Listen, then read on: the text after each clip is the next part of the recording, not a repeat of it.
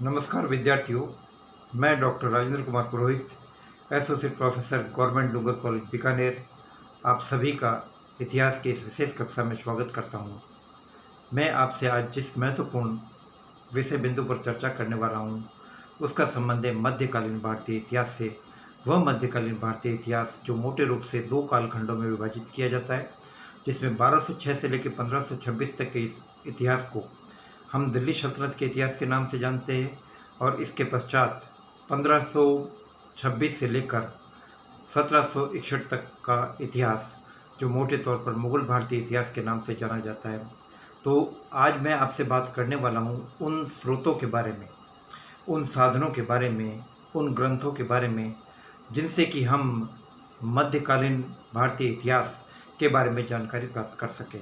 विद्यार्थियों, मेरी कक्षा महाराजा गंगा सिंह विश्वविद्यालय बीकानेर के बीए द्वितीय वर्ष के विद्यार्थियों के पाठ्यक्रम को ध्यान में रखते हुए तैयार की जा रही है, और इस कक्षा का मकसद ये है कि विद्यार्थी माह जुलाई में पढ़ाई जाने वाले अपने पाठ्यक्रम की तैयारी अच्छी तरीके से कर सके। इसी मकसद को देखते हुए ये क्लास मैं तैयार कर रहा हूँ। तो आज मैं आपसे जिस विषय वस्तु के बारे में चर्चा करने वाला हूँ, जिस टॉपिक के बारे में मैं आपसे बात करने वाला हूँ, वो टॉपिक है मध्यकालीन भारतीय इतिहास के स्रोत। मैं आपको ये बताना चाहता हूँ कि स्रोत वे तरीके, वे साधन हैं जिनसे कि हम इतिहास के बारे में जान सकते हैं और समझ सकते हैं। यदि हमारे स्रोत विश्वसनीय हैं, यदि हमारे स्रोत पुख्ता है, तो हमें जो ऐतिहासिक जानकारी मिल रही है या जिस जानकारी का हम अध्ययन करने वाले हैं, वह जानकारी हमारे लिए काफ़ी उपयोगी होगी और काफ़ी महत्वपूर्ण होगी। स्रोत ऐतिहासिक अध्ययन में उतनी महत्वपूर्ण भूमिका अदा करते हैं जितने कि मकान के निर्माण के दौरान नींव। यदि मकान की नींव कमज़ोर है तो भवन का मूलभूत ढांचा भी मजबूत नहीं हो पाएगा। ठीक उसी प्रकार से ऐतिहासिक अध्ययन के दौरान काम में लिए जाने वाले स्रोत या साधन विश्वसनीय नहीं है, उनकी विश्वसनीयता के ऊपर प्रश्न चिन्ह अगर खड़ा किया जा रहा है, तो ऐसी स्थिति में हमारे द्वारा किया जाने वाला अध्ययन ऐतिहासिक मानदंडों के सच्चाई पर खरे नहीं उतर पाएगा। इसलिए स्रोत या साधन उस विषय को जानने का सबसे महत्वपूर्ण साधन है।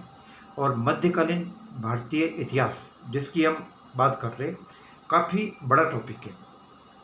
इसमें लगभग 1206 से लेकर हम 1761 ईस्वी तक के कालखंड को शामिल करते हैं, और ये कालखंड मोटे तौर पर दो कैटेगरी में विभाजित किया जा सकता है। पहले कालखंड में 1206 से लेकर 1526 ईस्वी तक हम जिस चीज़ का अध्ययन करते हैं, जिस राजवंश का अध्ययन करते हैं, उसे हम दिल्ली सल्तनत के नाम से जानते हैं। दिल्ली सल्तनत हम उसको इसलिए कहते हैं विद्यार्थियों, क्योंकि उस स्टेट की कमांड, उस राज्य का नेतृत्व, दिल्ली की हुकूमत का संचालन जिस व्यक्ति द्वारा किया जाता था वो सुल्तान होता था। तो सुल्तान की हुकूमत सल्तनत कहलाती थी। और इसी कालखंड का दूसरा हिस्सा था मुगल साम्राज्य। मुगल साम्राज्य के जो अधिपति थे वो बादशाह कहते हैं। मूल शब्द एक्चुअली यह बादशाह है, उच्चारण में इसको बादशाह किया जाता है, लेकिन ये मूल शब्द है बादशाह। तो हम उन दो कालखंडों को ध्यान में रखते हुए इनसे जुड़े हुए स्रोतों का अध्ययन करने की कोशिश करेंगे। इसके साथ साथ हमें कुछ एक दो बातें और देखने को मिलती है, और वो बात विशेष रूप से अफगानों के बारे में है। दिल्ली सल्तनत और मुगलों के कालखंड के दौरान बीच में हमें हिंदुस्तान में दो अफगान साम्राज्यों का उल्लेख देखने को मिलता है। अफगानों की पहली सल्तनत सुल्तान बहलोल लोदी ने कायम की थी, और अफगानों की दूसरी स्टेट, अफगानों का दूसरा साम्राज्य आरा सहसराम के पठान हसन खान के बेटे फरीद, जो आगे चलकर शेर खान सूर के नाम से जाना गया, तो शेर खान सूर के नेतृत्व में हिंदुस्तान में द्वितीय अफगान साम्राज्य की स्थापना हो रही है। तो कहने का मतलब ये है कि इस टॉपिक में मैं आपसे बात करने वाला हूँ उन स्रोतों के बारे में जिनसे हमें दिल्ली सल्तनत के बारे में जानकारी मिलने वाली है, उन स्रोतों के बारे में जिनसे कि हमें हिंदुस्तान में इन दोनों अफगान राज्यों के बारे में जानकारी मिलने वाली है, और तीसरा हम उन स्रोतों का अध्ययन करने वाले जो हिंदुस्तान में मुगल साम्राज्य से जुड़ी हुई महत्वपूर्ण जानकारी प्रदान करने वाले हैं। तो आइए हम इस बारे में काफ़ी विस्तार से जानकारी लेंगे। और चूंकि विषय सामग्री काफ़ी बहुल है, विषय सामग्री की बहुलता ज़्यादा है, विषय सामग्री का प्राचुर्य ज़्यादा है, तो चूंकि विषय सामग्री का बाहुल्य ज़्यादा है, इसलिए हम इस टॉपिक को कई भागों में बांटकर अध्ययन करेंगे। जैसा कि मैं आपसे पहले बता चुका हूँ कि मैं ये चाहता हूँ कि हम हर तथ्य की गहराई में जानने की कोशिश करें और उसको डीपली समझने की कोशिश करें, ताकि हम जो ज्ञान हासिल करें वो केवल परीक्षा के लिए उपयोगी नहीं हो, केवल बीए द्वितीय वर्ष की परीक्षा के लिए उपयोगी नहीं हो, बल्कि आगे चलकर आपकी कॉम्पिटिटिव परीक्षाओं की दृष्टि से भी महत्वपूर्ण हो। तो इतिहास में मैं हमेशा अपने विद्यार्थियों से बात करता हूँ कि क्या पढ़ने से ज़्यादा ज़रूरी है कि आप कैसे पढ़ें, क्या लिखने से ज़्यादा ज़रूरी है कि आप कैसे लिखें। What you right is not important, how you right is important. यदि आप सही तरीके से ऐतिहासिक तथ्यों को गहराई से जानने की कोशिश करेंगे, उनको समझेंगे, तो आप उनको लिखने का तरीका भी बेहतरीन तरीके से जान पाएंगे। तो आइए मैं आपसे बात करता हूँ मध्यकालीन भारतीय इतिहास के स्रोतों के बारे में। मध्यकालीन भारतीय इतिहास के स्रोतों को मुख्य रूप से दो कैटेगरी में बांटा जा सकता है। पहली कैटेगरी में आते हैं ऐतिहासिक स्रोत। ये ऐतिहासिक स्रोत अधिकांशतया पर्शियन में लिखे गए, फारसी भाषा में लिखे गए हैं। और दूसरी कैटेगरी में वो सोर्स आते हैं जो कि हमें संस्कृत में देखने को मिलते हैं, रीजनल लैंग्वेजेज में देखने को मिलते हैं। इन्हें हम साहित्यिक स्रोत कहते हैं। इसमें बादशाहों की आत्मकथाएं भी हमें देखने को मिलती है, जैसे कि बाबर की आत्मकथा बाबरनामा है, तुजु के बाबरी, जहांगीर की आत्मकथा तुजु के जहांगीरी। तो इसके प्रकार के विवरण या बादशाहों द्वारा शहजादों को लिखे गए पत्र, या एक शहजादे द्वारा दूसरे शहजादों को लिखे गए पत्र, या मुगल बादशाह द्वारा अपने सूबेदारों को जारी किए गए फरमान, इस प्रकार के वे तमाम स्रोत हैं जो हम इस कैटेगरी में शामिल कर सकते हैं। बीकानेर में राजस्थान राज्य अभिलेखागार स्थित है और राजस्थान राज्य अभिलेखागार में मध्यकालीन भारतीय इतिहास से जुड़े हुए काफ़ी स्रोत सामग्री के रूप में मौजूद है। ऐतिहासिक सामग्री के काफ़ी स्रोत मौजूद है और विशेष रूप से फरमान है। तो ये फरमान ऐसे हैं जो मुगल बादशाह द्वारा अपने अधीनस्थ मनसबदारों को लिखे गए थे। जैसे कि हमें औरंगजेब के फरमानों का उल्लेख मिलता है जो उसने राजा जसवंत सिंह के नाम लिखे, जयपुर के मिर्जा राजा जय सिंह के नाम मिले। तो इन फरमानों से हमें उस दौर के सामाजिक, धार्मिक और राजनीतिक स्थिति आदि के बारे में पता पड़ता है। एक राजा के दूसरे राजा के साथ संबंध, मुगल सम्राट के उसके सूबेदारों के संबंध, मुगल साम्राज्य के बागियों के क्या स्थिति है, मुगल साम्राज्य के वफादारों की क्या स्थिति है, इन तमाम स्रोतों के बारे में भी जानकारी मिलती है। फॉर एग्जांपल मैं आपसे बात करता हूँ, अभी जिक्र चल पड़ा है तो फरमानों के बारे में, तो मैं आपसे बात करता हूँ कि हमें एक रोचक फरमान मिलता है। रोचक फरमान औरंगजेब द्वारा लिखा गया है और जयपुर के आमेर के मिर्जा राजा जयसिंह को लिखा गया है। आमेर के मिर्जा राजा जयसिंह को औरंगजेब उस फरमान के अंदर उसका धन्यवाद अदा करता है, उसका शुक्राना अदा करता है उन सेवाओं के लिए जो कि मिर्जा राजा जयसिंह ने औरंगजेब के बागी दारा शिकोह को पकड़वाने में औरंगजेब की जो उसने मदद की, उस मदद के बदले में शुक्राने के तौर पर एहसान जताने के लिए औरंगजेब मिर्जा राजा जयसिंह को एक फरमान लिखकर भेजता है। और उसके अंदर वो लिखता है उस उपकार के बदले में, वो कहता है कि हे महान मिर्जा राजा जयसिंह, यदि मेरे शरीर का एक एक रोम भी जीभ बन जाए, वो लिखता है कि यदि मेरे शरीर का एक एक रोम भी जीभ बन जाए तो भी आपके द्वारा किए गए इस एहसान का बदला नहीं चुका सकता है। तो ये उनके आपसी संबंधों के बारे में जानकारी दे रहे हैं। इस प्रकार की बहुत सारी बातें हमें इन फरमानों से मिलती है। इसके अलावा हमें मुगल बादशाह या दिल्ली सल्तनत की जो भी सुल्तान है उनके निजी सेवकों द्वारा लिखित विवरणों से जानकारी मिलती है। तो ये सभी मध्यकालीन भारतीय इतिहास को जानने के महत्वपूर्ण स्रोत हैं और मेरी कोशिश ये रहेगी कि मैं आपसे इन स्रोतों के बारे में ज़्यादा से ज़्यादा गहराई से विवेचन करने की कोशिश करूं। ये स्रोत उपयोगी है, लेकिन चूंकि ये साहित्यिक स्रोत है इसलिए इनकी अपनी सीमाएं हैं। मध्यकालीन भारतीय इतिहास में पुरातात्विक स्रोत मिलते हैं, हालांकि अभिलेखों की संख्या कम है, लेकिन सिक्कों के रूप में, मूर्तियों के रूप में, किलों के रूप में, महलों के रूप में और चित्रकला के रूप में कई प्रकार के सोर्सेज मिल रहे हैं। लेकिन जो बहुतायत है वो है साहित्यिक स्रोतों की, और साहित्यिक स्रोतों की अपनी सीमाएं होती है।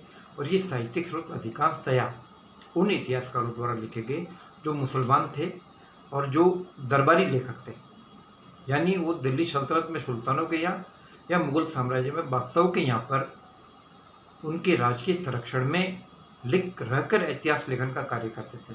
तो ऐसी स्थिति में उनसे पूर्णतया निरपेक्ष होने की उम्मीद नहीं की जा सकती थी, क्योंकि जिसकी खाए बाजरी उसकी बजाय हाजिरी।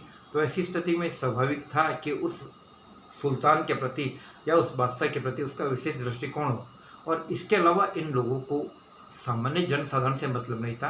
राजनीतिक घटनाक्रम के प्रति इन लोगों की ज़्यादा रुचि थी, और राजनीतिक घटनाक्रम के विश्लेषण करते समय भी ये लोग काफ़ी बायस थे।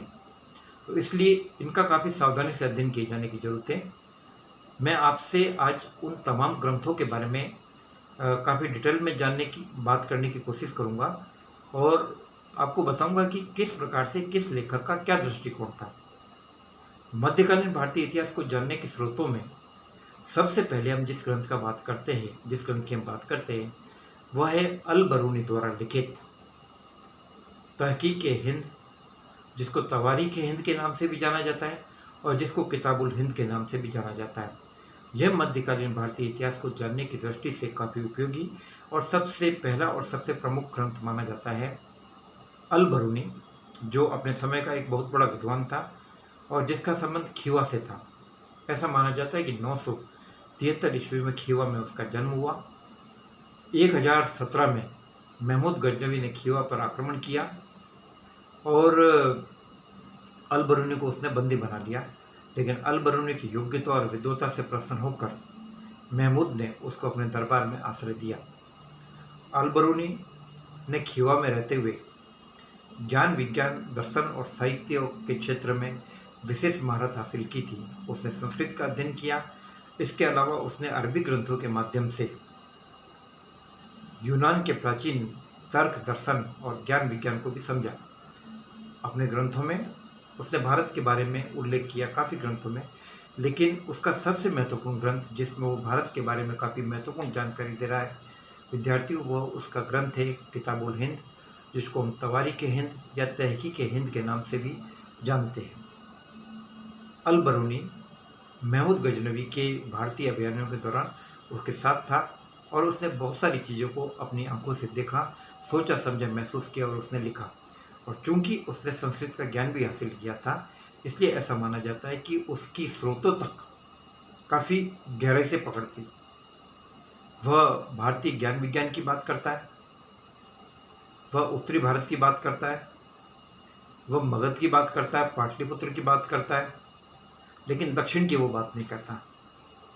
वह भारत की राजनीतिक स्थिति, सामाजिक स्थिति, धार्मिक स्थिति की बात करता है।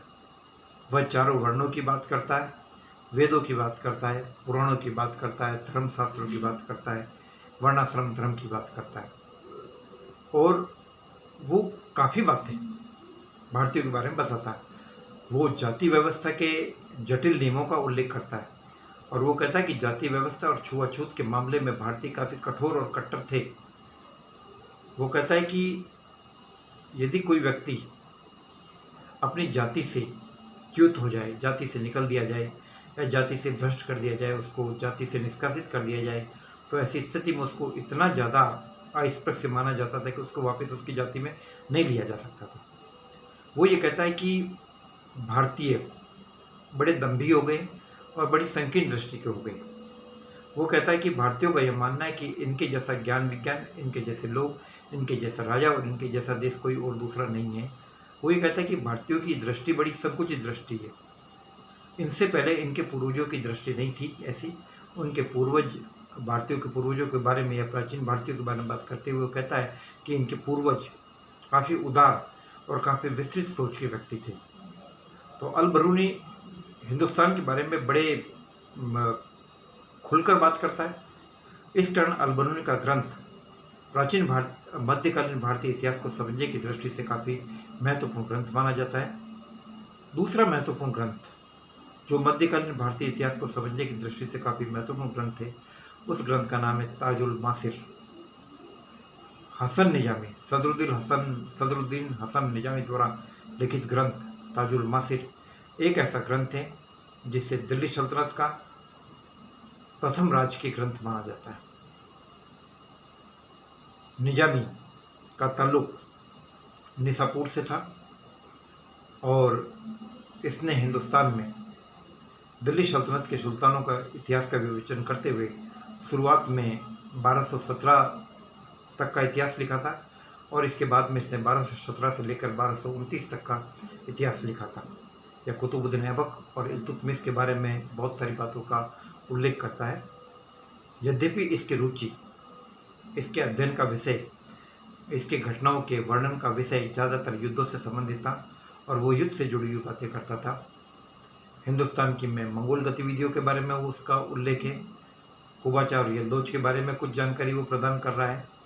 कई वहाँ पर चूक कर गया। वह कुतुबुद्दीन ऐबक के बारे में लिखते हुए कहता है कि उसने दरहम और दिनार जैसे सिक्के चलाए, जबकि आधुनिक इतिहासकारों का स्पष्ट रूप से विवेचन है कि इस प्रकार के किसी भी सिक्के कुतुबुद्दीन ऐबक ने नहीं चलाए। आगे चलकर इल्तुतमिश के बारे में उल्लेख मिलता है, लेकिन वह भी चांदी का टंका और तांबे का जितल का उल्लेख करता। दरहम दिनार का तो उल्लेख वहाँ भी नहीं मिलता। लेकिन इसके बावजूद हसन निजामी का यह ग्रंथ ताजुल मासिर दिल्ली सल्तनत के प्रारंभिक इतिहास को जानने की दृष्टि से काफ़ी महत्वपूर्ण है। एक बात मैं विद्यार्थियों आपसे ये करना चाहता हूँ कि जितने भी स्रोत हैं इनमें बिगिनिंग से लेकर इस्लामिक दृष्टिकोण से सृष्टि की उत्पत्ति से लेकर खलीफाओं के इतिहास से प्रारंभ करके खलीफाओं का विवेचन करते हुए कई महान मुस्लिम सुल्तानों का उल्लेख करते हुए फिर उसकी परंपरा को आगे बढ़ाते हुए दिल्ली सल्तनत तक लाने की कोशिश की गई है। विवेचन का लगभग सभी का कमोबेश यही तरीका था। तीसरा ग्रंथ जो प्रारंभिक मध्यकालीन भारतीय इतिहास को समझने की दृष्टि से काफ़ी महत्वपूर्ण माना जाता है, दिल्ली सल्तनत के प्रारंभिक इतिहास को समझने के लिए, महमूद गजनी और गौरी की गतिविधियों को समझने की दृष्टि से, और वह ग्रंथ है तबाकत नासिरी। तबाकत नासिरी मिनहाजुद्दीन सिराज द्वारा लिखित ग्रंथ है और इस ग्रंथ का इलियट एंड डाउसन ने अपने द्वारा रचित ग्रंथ history of India as told by its own historian, उसमें इस ग्रंथ का उन्होंने इंग्लिश में अनुवाद किया। तबाकत नासिरी जैसा कि नाम से स्पष्ट है, यह ग्रंथ समर्पित था सुल्तान नासिरुद्दीन को। इल्तुतमिश का वंशज, इल्तुतमिश का बेटा सुल्तान नासिरुद्दीन जो कि बलबन का दामाद था, उसको ये समर्पित ग्रंथ माना गया है। और इस ग्रंथ में विशेष रूप से जो बातें सिराज ने अपनी आंखों से देखी उन बातों का स्पष्ट रूप से उसके अंदर विवेचन है। 1228 से जब से वह इल्तुतमिश की सेवा में था, उससे लेकर करीबन 1-2 वर्ष के समय को छोड़कर वह लगातार दिल्ली सल्तनत में सुल्तानों की सेवा करता रहा और वह सुल्तान नासिरुद्दीन तक का उसने विवेचन किया। वह इल्तुतमिश की सेवा में था, इल्तुतमिश के समय में मौजूद था। सुल्ताना रजिया के कार्यकाल को उसने देखा, मुइजुद्दीन बहराम के कार्यकाल को देखा, अलाउद्दीन मसूद के कार्यकाल को देखा और नासिरुद्दीन महमूद के कार्यकाल को उसने देखा।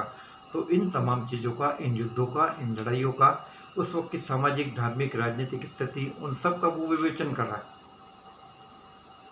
काफ़ी महत्वपूर्ण विवेचन है। हालांकि उसकी कुछ बातों से इतिहासकार सहमत नहीं है, जैसे कि वो रजिया के बारे में लिखता है कि रजिया के पतन का कारण ये था कि वो स्त्री थी। तो इस कथन से आधुनिक इतिहासकार सहमत नहीं है, लेकिन उसको अपने दृष्टिकोण से जो उचित लगा उसने लिखा। काफ़ी महत्वपूर्ण विवरण माना जाता है। और मिनहाजुद्दीन सिराज का तबाकत नासिरी मध्यकालीन भारतीय इतिहास को समझने की दृष्टि से विद्यार्थियों काफ़ी महत्वपूर्ण ग्रंथ है। और मैं आपसे ये इस चीज़ को काफ़ी गहराई से जोड़ देकर मैं आपको ये कहना चाहूँगा कि जब भी आप मध्यकालीन भारतीय इतिहास में, या मध्यकालीन भारतीय इतिहास ही नहीं बल्कि मैं आपसे कहना चाहूँगा, जब भी आप किसी ऐतिहासिक घटना का गहराई से अध्ययन करना चाहिए तो सबसे पहले आपकी पकड़ उसके स्रोतों पर होनी चाहिए। आपको यह दिमाग में अच्छी तरीके से बिठाना होगा कि मुझे ये जो जानकारी मिल रही है इसका स्रोत क्या है। मैं इल्तुतमिश के बारे में पढ़ रहा हूँ तो मुझे ये पता होना चाहिए कि इल्तुतमिश के बारे में मुझे जानकारी कहाँ कहाँ से मिल रही है, कौन कौन से ऐतिहासिक विवरण है जो हमें इल्तुतमिश के बारे में जानकारी दे रहे। तो ऐसा अगर आप करेंगे तो ही तथ्यों को गहराई से समझ पाएंगे। इतिहास केवल रटने का नाम नहीं है, इतिहास केवल घटनाओं को याद करने का नाम नहीं है विद्यार्थियों। इतिहास घटनाओं को समझने का नाम है, इतिहास घटनाओं के साथ आत्मसात होने का नाम है। एक सच्चे इतिहासकार के नाते और इतिहास के विद्यार्थी होने के नाते आपको उस कालखंड में अप्रत्यक्ष रूप से अपनी मौजूदगी दर्ज कराकर आपको उन घटनाओं को समझना पड़ेगा। आपको उस घटनाओं का प्रत्यक्षदर्शी न होते हुए भी आपको उनका प्रत्यक्षदर्शी बनना पड़ेगा, और ये तभी संभव है जबकि आप उनके स्रोतों को गहराई से समझें। आप इतिहासकार को समझने से पहले, आप मिन्हाजुद्दीन सिराज के विवरण को पढ़ने से पहले, आप निजामी के विवरण को पढ़ने से पहले, आप अल-बरूनी के विवरण को पढ़ने से पहले इन लोगों की, इन इतिहासकारों की सोच को पढ़ेंगे, तभी आप तथ्यों के साथ पूरी तरीके से न्याय कर पाएंगे।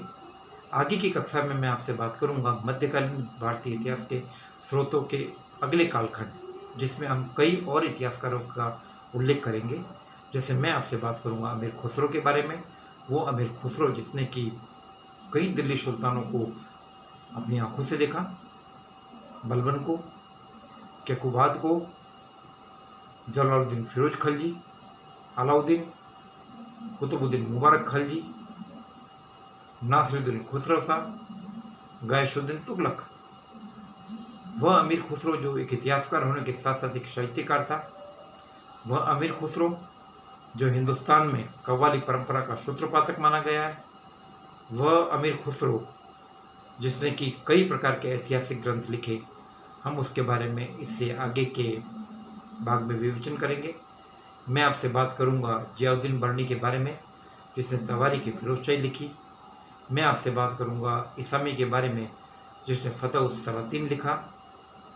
आपसे बात की जाएगी इब्न बतूता के बारे में, जिसने कि सुल्तान मोहम्मद बिन तुगलक के समय में दिल्ली की यात्रा की थी और जिसने किताबुर रहला नाम का अपना प्रख्यात ग्रंथ लिखा था।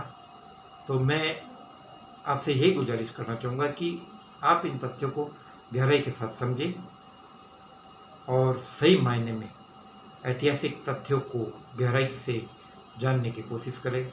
जय हिंद, जय भारत।